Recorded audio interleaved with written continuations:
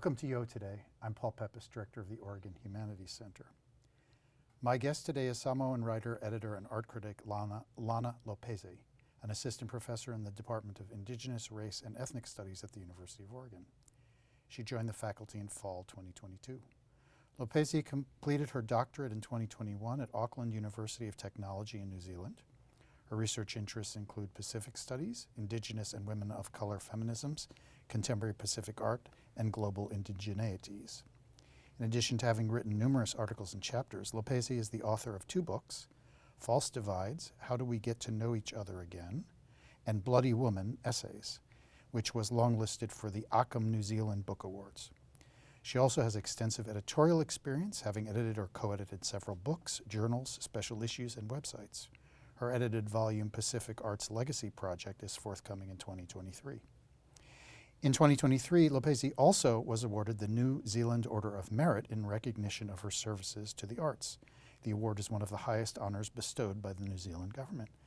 Thanks, Lana, so much for coming on the show. It's great to have you with us. Thanks for having me. So first, tell us a little bit about your background. I have never interviewed someone from New Zealand before. Thanks for the space to talk today. I am born in New Zealand, but my family come from a myriad of places. My grandparents on my dad's side came from Samoa in the 1970s. And then on my mum's side, she's English and Canadian, and those migrations happened at various times. So your career path to the academy is an unusual one. So tell us a little bit about that. Yeah, so I am the daughter of teen parents who never had the chance to go to university. So me and my sister never had the option not to. And then I was about 17 and it was that time and I was like, oh my goodness, I'm gonna have to try and find something to do. So I went into art school where it was a great time, but a challenging time. And then I had my daughter in my 4th year of university. So I think I terrified everyone walking around with a big belly. And then, spent a few years mothering. And that's when I sort of started getting into arts journalism, so criticism and writing about art, really just writing about my friends' art that I found really powerful and wanted to spend time thinking about. And as much as I loved that, I wanted to do something longer, like a kind of longer project. We do grad school a little different in New Zealand. It's almost exclusively independent research, so we don't really do taught masters. We're kind of researching on our own from day one.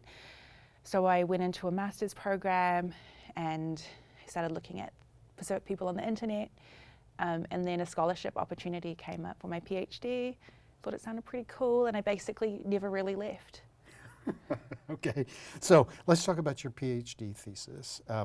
Moana, Cosmopolitan Imaginaries Toward an Emerging Theory of Moana Art. Tell us about the project of that. Yeah, basically what I was interested in was the way in which a digital native generation of Pacific Islanders were thinking about their identity and their subjectivity. That didn't really exist in the sort of literature yet, kind of too young to have made it into kind of books or, where we're sort of all in our 30s or slightly younger or maybe slightly older. So I was looking at how Pacific Islanders were doing that through their art making and what their art making could kind of tell us about things that were otherwise unwritten or unspoken. And so where I sort of landed with that was the language of diaspora in terms of these ideas of dispersion and dislocation and sort of maybe cultural turmoil that often comes up. That wasn't really resonating with these artists whose work I was looking at. They had really complicated, multi-layered lives, but they weren't ones of dislocation or kind of discussed in this negative sense. So Moana cosmopolitanism then was a kind of experiment of what some other language might look like for these people who are very culturally rooted, but they're exhibiting all over the world, very comfortable in both these worlds, very comfortable in the contemporary art world and their cultural worlds. So yeah, that's sort of where it ended up. And it involved me interviewing and working really closely with 8 artists, sort of in and of Aotearoa is how I describe it, Aotearoa, New Zealand. So they're from there, but they're also maybe living in other places or have sort of kind of moved on, or there was one that was working in London at the time. And it was like through deep conversation and through deep kind of looking at their art that I was able to come up with this idea of Moana cosmopolitanism. So you've already told us that you've done all these different things, and one of them is that you've been a curator. So tell us a little bit about why is curating an important thing to do, and how do you approach that? Yeah, well, I sort of started off coming from art school making art, and I realized that I didn't have the same kind of passion for making as some of my colleagues did. And so I was sort of looking at other ways of still engaging with ideas in an artistic sense. And curation is kind of the natural sort of progression, I suppose. It's also a way in which you can work with friends and sort of think through ideas in a professional, collegial, collaborative way. So that's sort of where curation came in. One project that we worked on not too long ago, sort of pre-COVID, in our pre-COVID lives, that was really exciting, was a series of 3 exhibitions, one at the Institute of Modern Art in Brisbane, one at Art Space in New Zealand, and then one at the Vancouver Art Gallery. And we were a curatorium of 5 global Indigenous curators, is how we described ourselves, so from New Zealand, Australia, Canada, and America. And we were looking at what kind of similarities and differences there were in our Indigenous identities, but also what happened when we started talking to each other and sort of not letting the colonial state mediate our relationships. So you also, as you said, were when you first got out of art school, you were making art. So tell us a little bit about the art that you made. Yeah, I was really interested in dissemination. So in New Zealand, there are a lot of Pacific artists. It's always, I kind of describe it as it's the one area in which we're not in the deficit. So we have very harsh and real social realities in New Zealand, but thriving in the artistic sense. So Venice Biennale, we just had our first Pacific Islander representative from New Zealand. So really great, you know. But we don't have many Pacific audiences coming into galleries. So it's sort of a very interesting tension there. So I was really interested in art that could travel, what happens when we mass produce things. What I realized in retrospect is I was kind of starting a publishing career without realizing it, so can kind of almost trace that academic trajectory there. That's interesting. So I know that one of the things that you've tried to address in your work in the Pacific Arts Legacy Project has to do with the fact that there's all this art being made in the Pacific Rim, but there's no history of it. So tell us about the Pacific Arts Legacy Project. Yeah, the Pacific Arts Legacy Project came about really in COVID because artists had 2 years or the foreseeable future's worth of work cancelled overnight in many instances. Folks weren't able to travel, and so we had a whole bunch of artists grounded. Our lockdowns were very intense in New Zealand, so it was kind of an opportunity working with our national arts funding body to make the most of people's time as they were there. And there's a big kind of community conversation about the lack of writing about Pacific arts, the kind of way in which there's been all this production, but we don't exist in the canon. And so it was an opportunity to try and address that gap.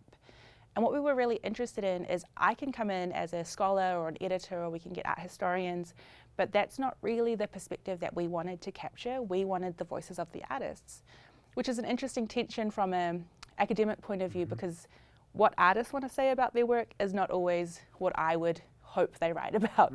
And so the project was about relinquishing some of that control. It was also made for the online space, so it meant that we could be really free about it. And really what we did was give artists some money while they had time and say, write about something.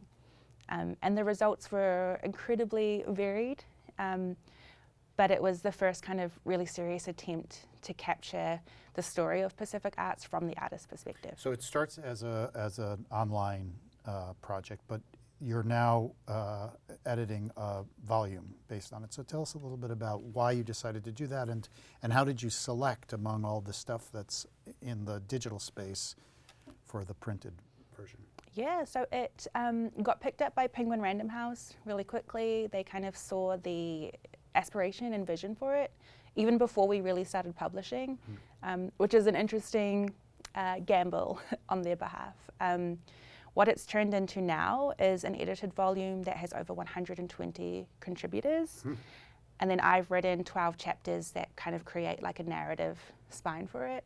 So when I said yes to the digital project, I didn't realize I would be where I am now. So it's been a lot of work to get it there. The other component is that we have a lot of amazing imagery too. So sometimes an image can stand in for an entire essay in some sense, especially when we're talking about the visual arts. So it has a very beautiful visual element, and we've also worked with a Tongan designer in New Zealand who's created a whole kind of typeface and design system for the book. So we're trying to capture the innovation that has always existed within contemporary Pacific art throughout the entire project, and that is looking like it's going to be published in October this year. Is it massive, this book? It's pretty massive. Yeah. Yeah, it's pretty thick. Okay, so let's talk about your own books. The first one, False Divides, How Do We Get to Know Each Other Again? Tell us about that monograph. Yeah, so that started because I was really interested in what was happening on Twitter. So this was kind of the pre-TikTok digital world. And what I was seeing was that a lot of Pacific people were connecting online, but they were also like exchanging ideas. A lot of the kind of ideas that we discuss in academia and in fields like Indigenous race and ethnic studies were being kind of boiled down to these like tweet-sized conversations. And I was really interested in that. And at the time when I started thinking about it, I was on an artist residency in Taiwan. So I had no cultural community around me. And so this online space gained heightened importance.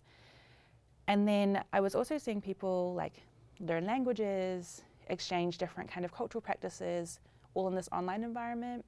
The internet is, of course, a tool of militarization, which is still a very ongoing lived reality across the Pacific. So I was interested in how something like the online space could be a double-edged sword, in which there are amazing things happening, but it's also kind of, its very infrastructure is quite violent. And I also, it wasn't really being discussed seriously at this point. So, you know, we often, it's really easy to bash Facebook or, you know, whatever it may be. But I kind of wanted to give some serious attention to the people who were making use of these spaces.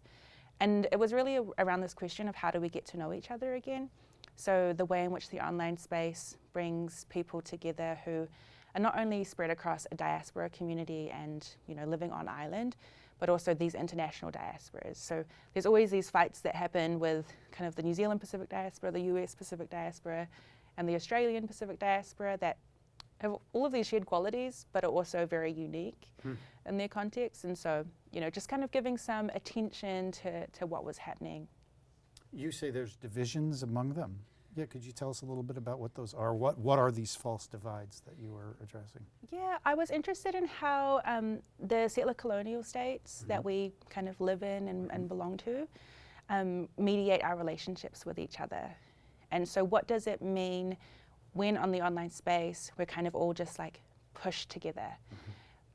How do those relationships work or not work, and what are the discussions that we're having? And so the kind of question of how do we get to know each other again is not an easy one to answer, but what sits underneath that is also this idea that we once did know each other, and that over time, over centuries, those relationships have been broken. And so the ways in which we come to know each other are not ones that are of Indigenous relational kind of ways of knowing, but they have these other factors of mediation. Really interesting. So your second book, Bloody Woman, is a collection of essays. First, tell us about the title. Yeah, I had the idea for Bloody Woman for a really long time, or I suppose I had ideas that I thought were connected, but I didn't know how. And then I just kept having this feeling like I was getting told things, or I'd pick up little signs, and they were all just kind of scattered collections at that point. And then I was talking to a friend. I was like, I think I have this idea. It might be really strange. I feel like these bloody women are trying to tell me something. And then she looked at me and was like, that's your title. But then, of course, it plays on the idea of bloody, which the New Zealand kind of Commonwealth picks up on the English use of that term, which kind of stands in for the F word. So it kind of has this derogatory sense as well. So, what it means to reclaim that, and then also this connection to blood, which connects to the color red. Mm-hmm. So tell us a little bit about the significance of red in Samoan culture. Yeah, so all of the kind of highest material objects use the color red. So the very finest mats are often adorned with red feathers, which are very hard to get. We see the color red in like high-ranking necklaces or garlands that people wear. When we dance, we have these little red swirls on our cheeks. So it's everywhere in the most kind of highest ranking sense, but no one had ever explained to me why that was. And so a part of my research was kind of digging into that. There's a really long Christian history in Samoa as well. So a lot of the indigenous practices are described as being or belonging to the time of darkness, and now we're in the time of light. But in those kind of practices from the time of darkness, the womb becomes really important. So there was a prepubescent girl who would lead warring men out because the potency of the womb was said to be so significant. There were different practices around hymens, around menstruation. And so I was kind of interested in that red, or the blood, or the womb with the kind of red that I was seeing in material culture, and kind of seeing if there was a way in which to connect these, or if they are connected. And so Bloody Woman is kind of me working through my speculative ideas that these things are one and the same. So you just used the term speculative, and that leads to my next question. So in your preface, you call it a work of speculative nonfiction. That's a new term for me. So why is it a work of speculative nonfiction? Yeah, I think, I'm not an expert in any of these ideas, and there are a million different ways to interpret one culture, or there are infinite ways to be a Samoan woman. And so I wanted to be really clear that my work is not an answer, or it's not definitive, it's not the truth for everyone. It's just me playing around with ideas in the same way that we do in many other fields. The problem is that when there are so few Samoan women working in this space or with access to publishing, things get held up in ways that they shouldn't be. And so I didn't want, I guess in a way it's kind of like a protection for that, but also because we deserve to be able to play with ideas and be speculative and kind of have a bit of fun with these things. So there's always a bit of fear when you work in like nonfiction form that things will be taken more seriously than they should be. So you've already made clear that a crucial aspect of this project is embodiment and the woman's body. So say a little bit about why that was an important part for you. Yeah, so I was really interested in how various forms of power intersect within Samoan womanhood, but specifically the easiest way for me to work through that was to see how that happens in my own body. So racial power, gendered power, class, all of these things, they're not just kind of concepts that exist out in the world, but we are always navigating them, every single person. And so it was really important for me to kind of dig deep into myself, to ask those questions, and also to be really honest with how these things work, because I think I'm able to answer those questions, or I suppose play around with ideas in a way that I wouldn't be otherwise. So you've made clear that part of the project of the book is to speak to and speak for other Samoan women, but also that it's an extremely personal book. It's very much about your experience. So say a little bit about the significance of it for you. I feel like the ideas were kind of bubbling away for a really long time. I'm someone who I don't really know what I think until I've been able to like write through it, or like it's just a mess in my head, and I need to kind of go through the process of working through something. So I think in a personal sense, it's almost like selfish or narcissistic. Like I needed to do it for me, and I needed to like get these ideas out. But also I think with any kind of like work of art or publishing or anything, when you get it out, you give it away to your audiences, and then I'm now able to move on and kind of like turn to the next thing. Tell us a little bit about the reception. It's been positive. I mean, I'm sure there are pockets of very critical people, and it's mostly because the Samoan community is, generally speaking, very conservative. And that is because missionization was very successful. But we also have a very progressive community, or like pockets of community as well. So I think for people who have had lived experiences like mine, there was a lot of gratitude for actually just like vocalizing these things, because it's not the dominant way in which we talk about Samoan womanhood. Say a little bit more about this. You mentioned that Christianity was very successful, has been very successful there, but that there's a kind of tension between Christian ideas, Christian culture, and Samoan culture, indigenous culture. So say a little bit about how you negotiate that in your work. I mean, it's a really interesting conversation because the Pacific is largely known as one of the kind of strongest Christian blocs in the world. But in a place like Samoa, indigenous practices, for example, tattooing, never ended. So people had an amazing ability to marry both what was this new faith with these cultural practices that people found really important. Of course, there were some practices that were ended as well. Sure. And so I think for me, it's about kind of finding my own way through that too. My dad defected from the kind of Samoan church himself, so I never really had to do that. But when I was a teenager, all the Samoan kids went to church. So I was like, I'm going to go to church. Realized it wasn't for me, and so I'm glad that I had that learning very early. So for me, it's been very comfortable. I think it's up to other people if they feel comfortable with the way in which I negotiate that. So you have come to the University of Oregon from across the Pacific to be here. So what attracted you to the University of Oregon and Oregon? Yeah, it was, I was really in a moment where I wasn't sure if academia was for me, or I think everyone has this moment post-PhD where you just kind of step away. And then I just saw a job that was going in a department called Indigenous Race and Ethnic Studies. I really loved that it was like a kind of coalitional department, even in the name, that you had all of these things together.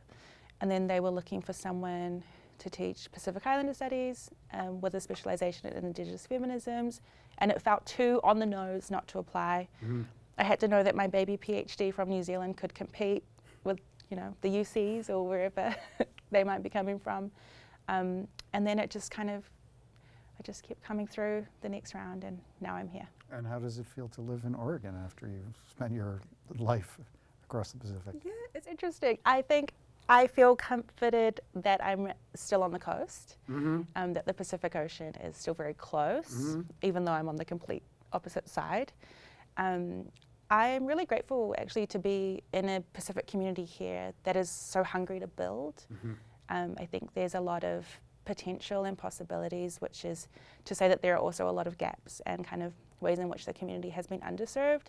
But I think being able to be a professor to my Pacific Islander students is kind of all the reward for the journey. So let's talk about that. As you say, you're a teacher in the university. So tell us about a course or two that you teach. Yeah, so this term I'm teaching Introduction to Pacific Islander Studies, which is really great. It filled up really quickly, and it's not just Pacific Islander students. So I feel like there's a real hunger to talk about the Pacific or learn about it. People who have no idea about nuclear testing or kind of the reach of the US histories of colonization and militarism. So we talk about that a lot, which is rewarding and challenging, I think. We don't shy away from the tough stuff, but we also get to do fun things as well. And then the other course that I'm teaching this term is Race, Indigeneity, and Contemporary Art, which obviously based on this conversation is kind of my area. So I'm really kind of just trying to test out what a contemporary art class would look like within a department like Indigenous Race and Ethnic Studies. And so we kind of have the main question, how are artists of color and Indigenous artists thinking about race and indigeneity in their work? How's it going? It's going well, yeah. That's another one. My students are super diverse from all across the university and all stages, but they seem really down for the cause. Great. So, as I mentioned at the beginning, you are a recipient of the New Zealand Order of Merit. So the first person I've ever interviewed who has that honor. how does it feel to be so highly honored by the government of New Zealand? Yeah, it's a strange one. I had to read the email multiple times to make sure no one was pranking me. Yeah, I can imagine. I got a letter from our Dame Governor General, who is the New Zealand representative of the Crown, and from Prime Minister Jacinda Ardern. So my parents think that's really cool. And I'm going back in April to receive my insignia, which is kind of describe it as like a wartime looking badge with a ribbon. But really grateful for like my service to be acknowledged. And Are there obligations that come with this honor? no, it's just a recognition of service, and people get the recognition for various reasons. So mine was for services to the arts. That's fascinating. Yeah. So you've told us all the stuff that you have done. Tell us about some of the stuff that you're doing now, some of the new projects, if you're willing. Yeah, I am looking forward to spending some time on my research coming forth. I'm interested in extending my PhD ideas to kind of looking at Samoan subjectivity across the globe and how that's shifting, and how that, what that looks like for kind of younger generations as well, so Gen Z and below, although I feel a bit old when I say that as a millennial. So that's kind of where that's going. And then I have this itch to write some more essays as well. So are you still engaged in like curatorial work or the sort of non-academic side of what you've done in the past? I think it will always be there. It's both sort of curatorial and arts criticism and journalism as well, which is a different kind of curatorial or like arts advocacy work, because of course there is this great amount of art production with very little people working in that sphere. So that's sort of something that I feel like people will never let me let go of. And do you have any of those kinds of projects that you're doing now? There's so I'm doing lots of like essays for forthcoming exhibitions, most of which are happening in Australia actually. So really interesting. They're kind of having their awakening of all of the amazing Pacific artists that are over there. So writing a bunch for them. Have you gotten together with a bunch of artists from New Zealand, Australia, Hawaii? Is that a common thing, or is that, has that happened a lot? It actually is common. So the kind of like, in the way that we have these sort of meetings and conferences in the academic sense, those happen a lot in an artistic sense as well with exhibitions. So we have the Festival of Pacific Arts coming up next year in Honolulu, which has been cancelled and postponed for a really long time with COVID. So I think we'll see that convergence happening, and yeah. Okay.